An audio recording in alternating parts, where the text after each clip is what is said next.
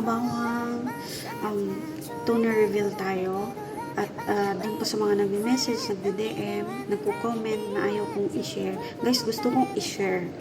Kaya nga po yung purpose kong na nagpo-post ako ng about journey ng ano ko at yung ano ko, ayoko din na hindi ko pa isusubok ng ilang araw bago ko i-reveal kung okay ba talaga or malay ko kung sa una na yung maganda. At saka po yung gamot na yun is hindi po lahat makakainom. Yun po yung prescription sa akin ng dermatology dito sa Kuwait. At kung dito po kayo sa Kuwait, mag-visit po kayo sa Nova Medical Clinic.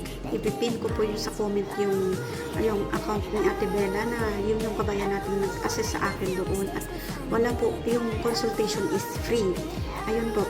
Tapos yung antibiotic na po yun is kasi po iba-iba tayo ng skin type. Iba-iba po tayo ng problema sa ano, hindi po tayo pare-pareho at hindi ko alam kung makakabili kayo over the counter or mabibigyan kayo sa pharmacy. Ito na nga, ito po. Ito po siya, 330 ml na tubig. Tapos, nilagay ko siya ng 2 tabletas ng Vibracin. Nilagay ko siya sa ref. Tapos, ginawa ko siyang toner morning and evening.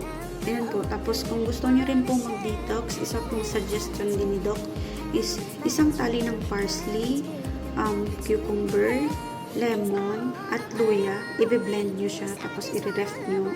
I-take nyo siya morning, empty stomach, and evening. Yun po, sana makatulong po sa inyo at sana makahanap kayo at makabili kayo ng antibiotic na kagaya nito. Wala po akong ginamit na kahit anong sa Facebook. Instead po ng antibacterial na face gel. Yun lang po. Salamat!